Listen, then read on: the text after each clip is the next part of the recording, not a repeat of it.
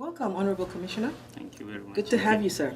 Thank you, Nikki. So I discovered something interesting about you this evening, that you are probably the youngest member of the MFR, and that's the member of the Order of the Federal Republic in Nigeria. Is that true? Well, Kingsley said it, and Yes, maybe I'll go back mentioned. and check from the list of 2,000-3,000 people since Okay. since Nigeria got independence. Right. I have to check that out. But I know quite a few athletes, Yes. much younger than me, Okay. got that, starting from the team that won the Nations Cup in 1982, I think 80 or 1982. Okay. And they also got brave young men that came to Atlanta during the Olympics in 1996. And all those that were part of that glorious golden team. Also got the member of the Order of Nigeria, that is MON. Okay. So when you get awards, it shouldn't make you feel so high, it shouldn't blow your head up. It should humble you, it should propel you to do more. So that's my own definition of this kind of recognitions. And it's also sometimes a burden, because you have got integrity level, and when you have that, you need to prove beyond reasonable doubt that you deserve what you've been given, even though you have not asked for it. Yes. I think you have not asked for it, but your actions do make you eligible to be rewarded for the good work that you're doing. Most recently, a resolution of recognition by the state of Georgia, Georgia Senate, and then honorary citizenship. So you are now a citizen of Georgia. My God. Thank you. Thank you, Georgia. And the good people of Georgia, All right, and the senators, the congresswomen and men, and people like you. Nikki, yes, thank you. You're welcome. Yes. So to jump right into it, one of the key points, as you mentioned earlier, to successful community development, the strategy, is to thwart terrorists and their networks. What are some of the things that you do in Sokoto State to make this happen? Well, I think just last 2 weeks, the State Department, that is Security Department, DSS, Department of State Service, came to Sokoto and recognized what we've been doing. The Sultan of Sokoto received Peace Recognition Award for promoting peace, and then the governor and incidentally myself. So we are still proud to say that Sokoto State is the most peaceful state. But then when you look at the insecurity issue, sometimes it's not about poverty. It's about orientation. When you go to Niger, when you go to Mali or Burkina Faso, when you look at the per capita, it's not in any way close to what Nigerians have. But the fundamental thing is you change the orientation. When you change the orientation, then you empower people economically. And then you communicate with them,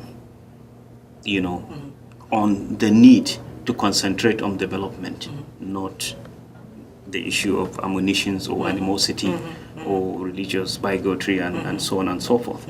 Because when you look at terrorism, the people that actually attacked America in 2001, most of them came from a very rich country.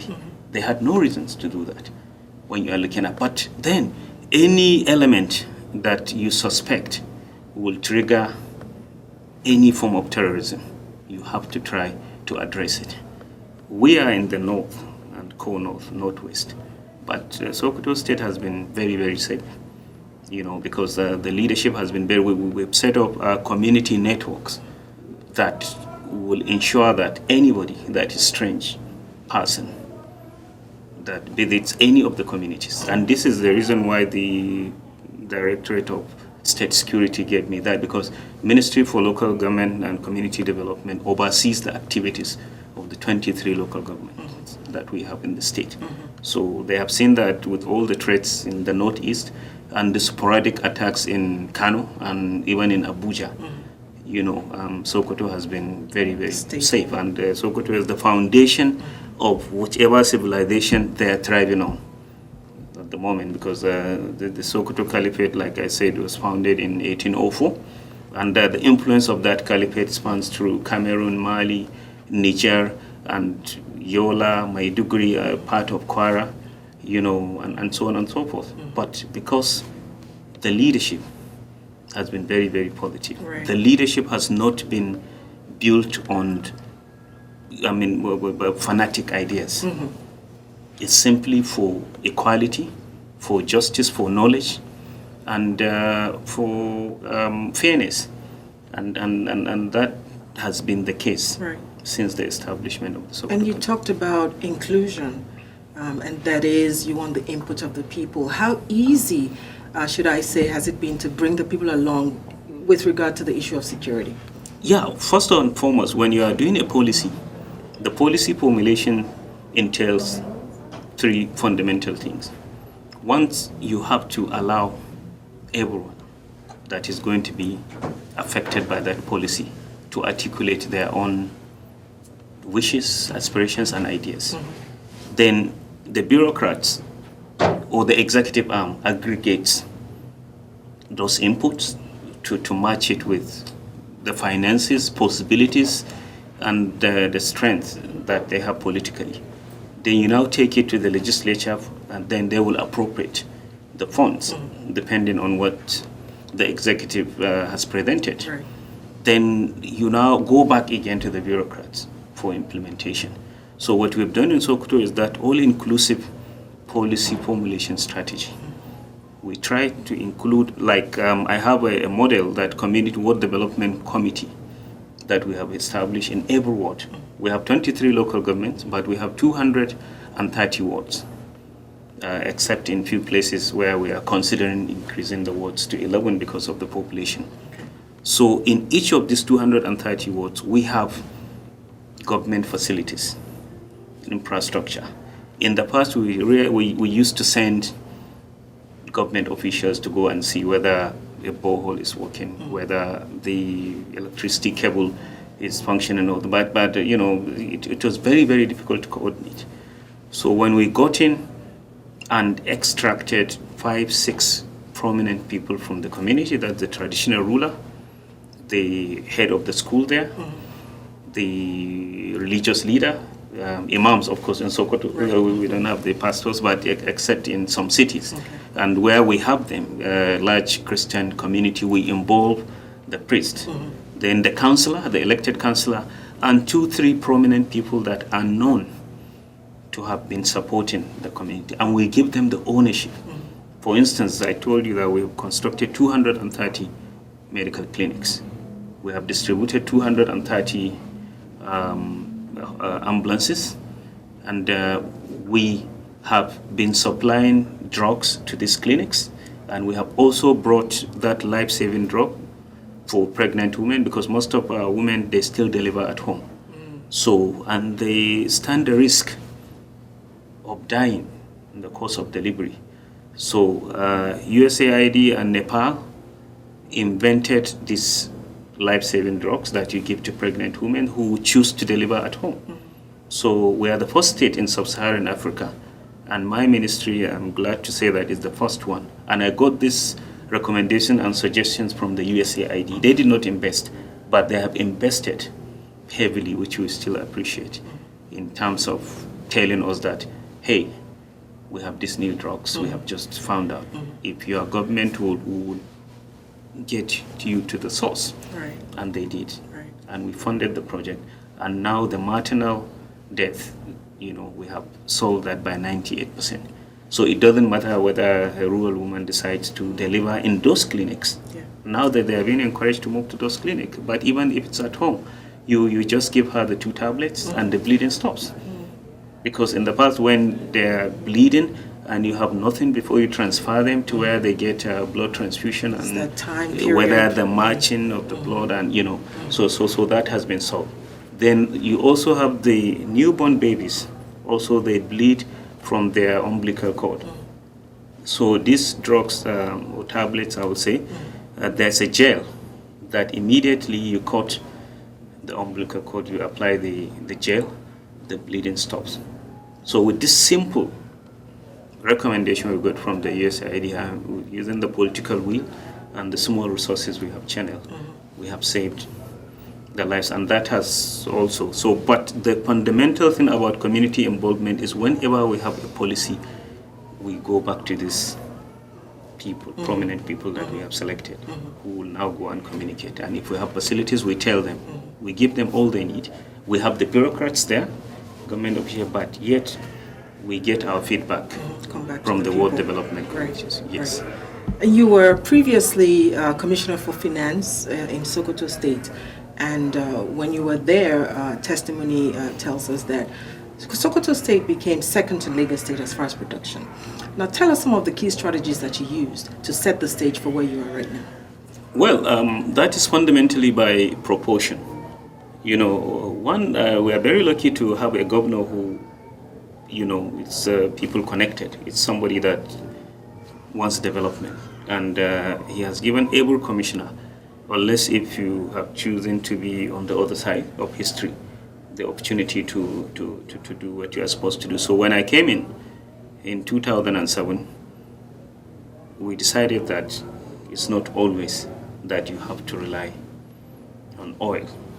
And we have not done this because of taxes, because tax is not everything. A lot of people used to think that, you know, countries that generate more taxes tend to do better.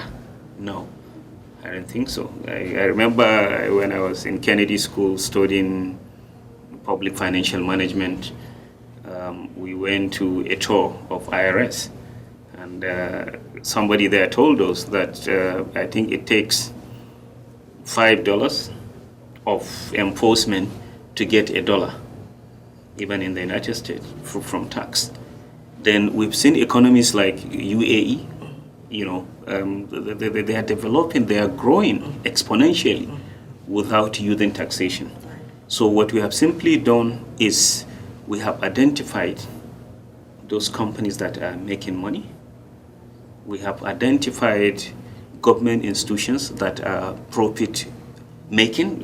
Like for instance, when I came, I did the audit of Central Bank staff in Sokoto. We realized that we have about 600-700 million of unpaid pay-as-you-go, payee. And when we did that, we presented it to the management of the Central Bank. As Finance Commissioner, I went straight to them and ordered that should be paid. Then again, when I came, most of the banks and the bank workers get more salary than anybody else in Nigeria. You know, when you put their combined resources and the balance sheets, you know, they are almost to 34% of the economy. So I said, any bank that does not pay as you go in Sokoto, you know, we are not going to patronize them. Right. So, and we use persuasion, not like imposement. And we realized that 85% of those that we are targeting, then we have like the immigration, the federal, you know, employees, we have the police, you have the military, you have, you know, so a lot of people will ignore that you have some other sources.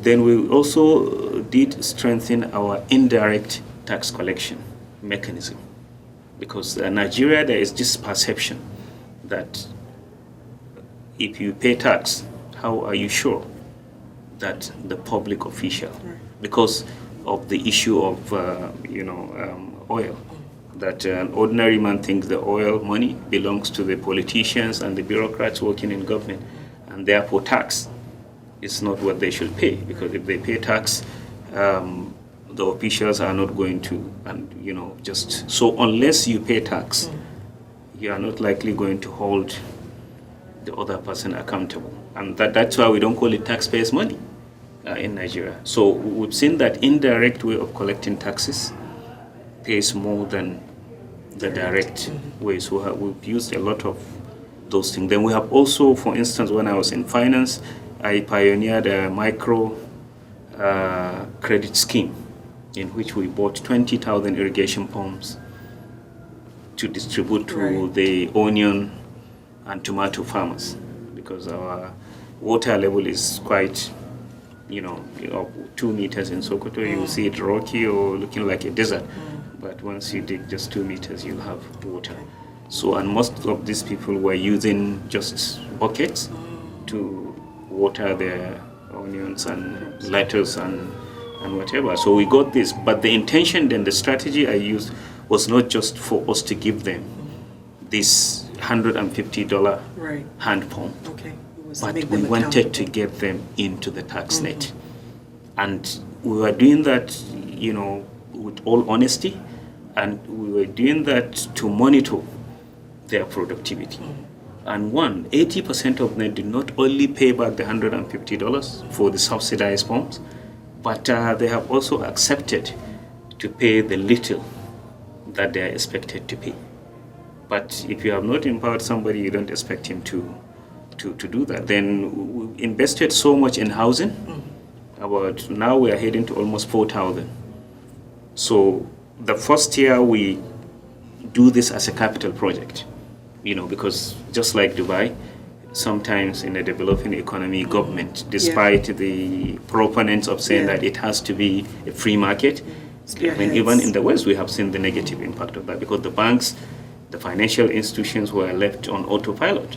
And we are all witness to what happened in 2008 and subsequent crash. Subsequent crash and so on and so forth. So we decided that we are not just going to, leave some of these things like that. Okay. So we give them that support, and you give them the support, you will now monitor how they. So when we spent, for instance, 2 billion naira, $15 million to build 2-bedroom houses for, let's say, $70,000 or $50,000 per house, a modest house. Then we recover these funds gradually. And the following year, instead of the way other states manage them as just costs that have either been done or not done, but have been captured in the balance sheet. Right. So we get them back the following year as our receipts. These units owned eventually? Yeah, by civil servants, by organized trade groups. Sometimes we give the NLC, we give the textile workers, we give the media workers, and we give even the journalists, everyone that has the ability to pay within 10 to 15 years. So, and we get some of these things back. So just like the pumps, right. Initially we did them as expenditure, but the following, after 2-3 years, when we were monitoring the produce, we got our money back. Now we are building a power plant, which I'm spearheading the project. We started testing 38 megawatts. So our belief is this 38 megawatts is going to pay the state back within the next 2 to 3 years. So although it's a capital expenditure now, but in the future, it is going to bring back revenue. We have built a university, a world-class university, state university, and our intention now is the kind of quality we have in that university, the indigents of Sokoto and the residents of Sokoto, because it's the first state also to abolish the issue of indigents. When this government and this governor came, Dr. Amoko, in 2007, part of our campaign strategy was to tell anybody who is living in Sokoto that there's nothing like settler or non-indigens or whatever.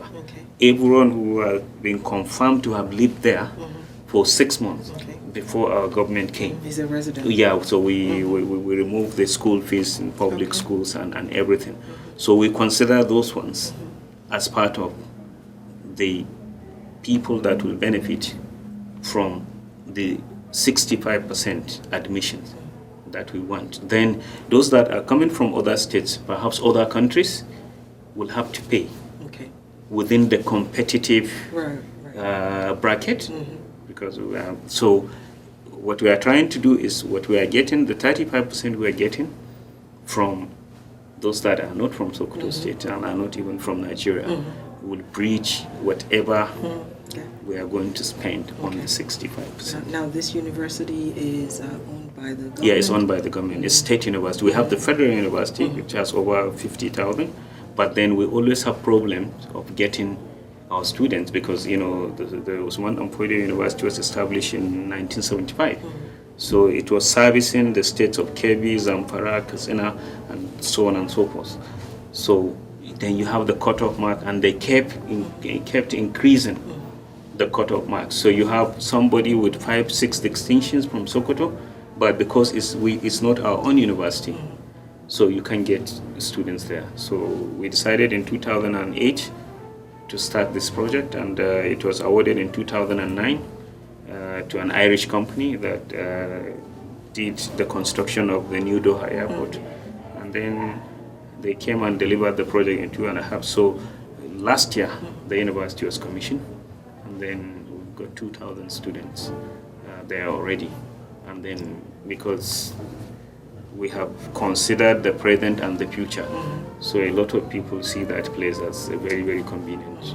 And does this have any direct positive influence to the education rate or literacy rate in Sokoto State? It has, actually, because now students who will have to struggle to go to private universities outside the state or the federal university that is in Sokoto with all their qualifications, they will not get in there because of the load. Now we've been able to. They don't even have to go far exactly, and then we have also established the School of Nursing has got into the status of a university now. Okay. So it's a degree awarding. And we are telling the students that if you are a good nurse, you don't even have to work in Sokoto or Nigeria. Right. That's a very, very big market for them in the West. It is. Yes. Yeah. So, but first we want to make sure that the gap we have, in our state is filled before we begin to export. The community development strategy, is that a state initiative or is it a nationwide initiative? Is it a federal initiative? No, this is a state initiative. Okay. But we are tapping from federal initiatives that are not specific to our states, but that can benefit our state. When I came to Ministry for Local Government and Community Development, the first thing I would say is when our governor won his election, we defeated a ruling party. So you can imagine the angle we were coming from, which is very, very difficult to do in Africa. So we did that. So we laid out a very comprehensive and integrated development strategy in the sense that whatever is happening in the state capital, a proportion of that will go to the wards, the hamlets, and everywhere. So I got into the Ministry for Local Government and Community Development in 2012. So, and the good thing is because I have the background of our financial in the state, coming from Ministry of Finance. So I was able to link my own specific grassroots development strategy to the finances that we have as a state and to the finances that we can draw and to also the support we can get from the charities, non-profits, especially from the United States and other countries. So apart from what we have done, we have also decided to hook up to the MDG, Millennium Development Goal. Okay. So Millennium Development Goal is a project and a program that is funded by the federal government. So, but a state or a local government will have to match whatever they are going to pay with 50%. So when we came, that was non-existent. The previous government felt that was not necessary to take, but you have to take your matching funds to the MDG. Then MDG will now. So we have been able, will match up. So we've been able to do a lot, and apart from that, we've been able to, because MDG is also guided by the United Nations and the World Bank. So you are not just bringing in money, you are bringing money with some reasonable degree of responsibility and best practices. So then we have other organizations that are not asking for funds to match, like Bill and Melinda Gates. When we analyze what they are doing is good for grassroots development, so we immediately hook up to them. Okay. Just last week we have just signed an MOU with the German. I'm going to have you hold that thought. Yeah. We'll be back in a minute.